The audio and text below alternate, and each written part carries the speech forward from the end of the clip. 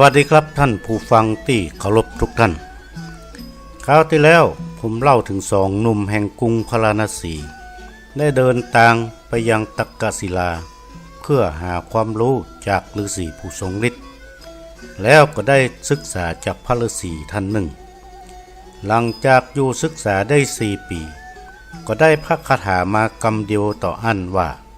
เนี่ยแต่เนี่ยแย่ๆบ่พอกินคราวที่แล้วผมเล่าถึงตอนนี้วันนี้ก็เป็นโอกาสอันดีที่ผมจะได้เล่าถึงนิทานที่ใกล้จะสาบสูญเรื่องนี้ให้ท่านฟังต่อไป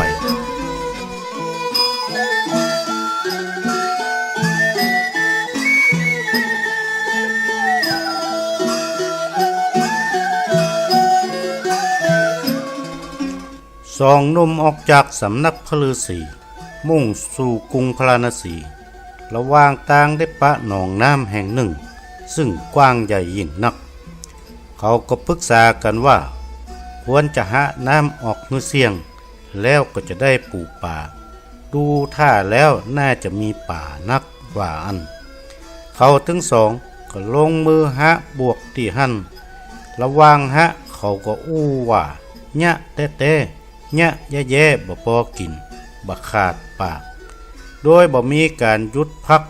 นอกจากเวลากินน้ำกินข้าวกับกิจส่วนตัวเต่าอันเขาหาน้ำออกจากหนองน้ำได้1 เดือนหนองน้ำนั้นก็แห้งเหือดไปในที่สุดปรากฏว่าบ่มีปูมีป่าสัตว์น้ำอยู่สักตัวเดียว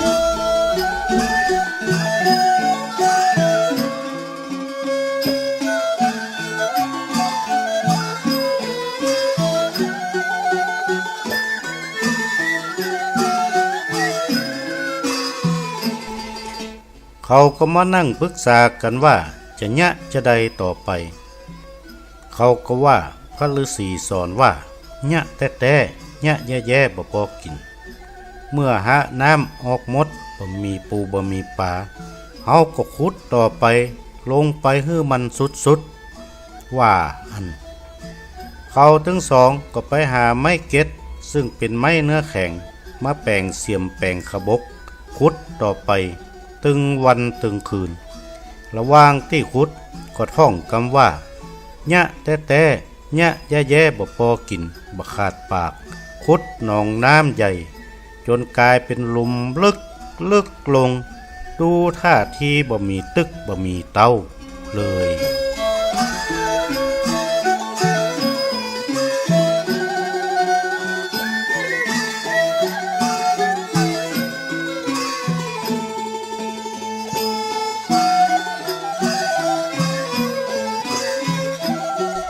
ในปื้นหนองน้ำที่หั่นเป็นวังบาดาลของพญานาคเหล่านาคทั้งหลายก็พากันแตกตื่นวันไหวยิ่งนักเมื่อได้ยินเสียงขบกดังปึกพร้อมเสียงเนี่ยแต่เนี่ยแย่ๆบ่พอกินก้องมาจากเพดานผนังวังอย่างบักขาดปากพญานาคกับเหล่าเสนาบาดาลทั้งหลายก็ห้องประชุมปรึกษากันว่าจะเนี่ยจะใดดี2 หนุ่มคนนี้มันเอาแต่ถ้าเป็นเจ้าอี้ต่อไปวังบาดาลของเฮาจะต้องถล่มลงมาอย่างแน่นอนว่าอัน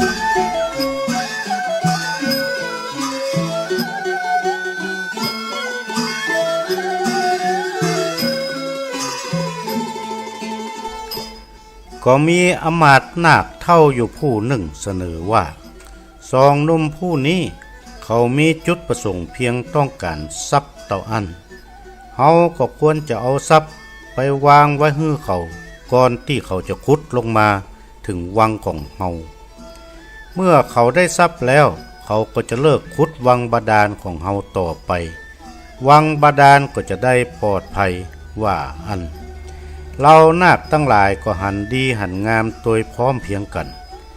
แล้วก็จัดแก้วแหวนเงินคำเป็นอันมากขึ้นเอาไปวางไว้ยังพื้นดิน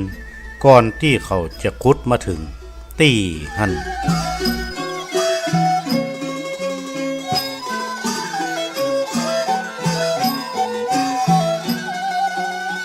เ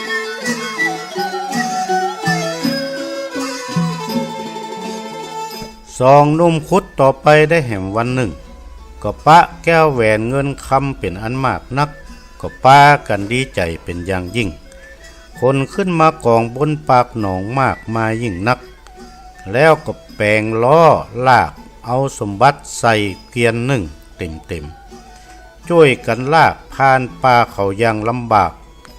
ระวางลากไปนั้นก็ท่องคำว่าเนะแต่เนะแย่บ่พอกิน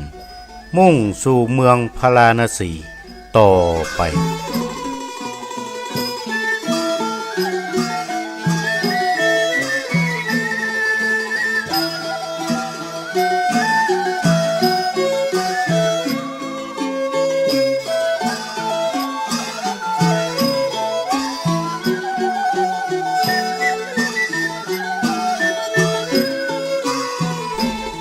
เขามาถึงยังชานเมืองกรุงพาราณสีก็ปะกระท่อมของตายายอยู่หลังหนึ่งซึ่งทุกข์ยากอยู่ยังชายป่าติหันเขาลากเกียนเข้าไปหาตายายแล้วก็ฝากเกียนเล่มนั้นไว้กับตายาย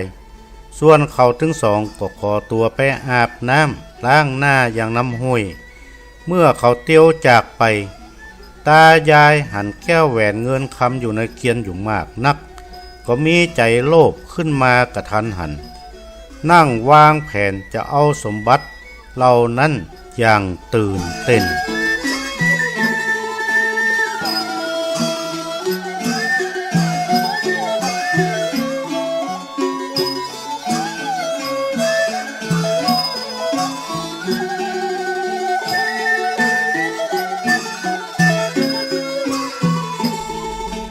ท่านผู้ฟังที่เคารพครับสมบัติเงินคำบ่เข้าไผ่ออกไผ่แม้แต่ตายายคนเฒ่าก็ยังมีความโลภอยากได้สิ่งเหล่านั้นเหตุการณ์จะเป็นอย่างไรต่อไปผมคงจะได้เล่าต่อในคราวหน้าก่อนจากกันในวันนี้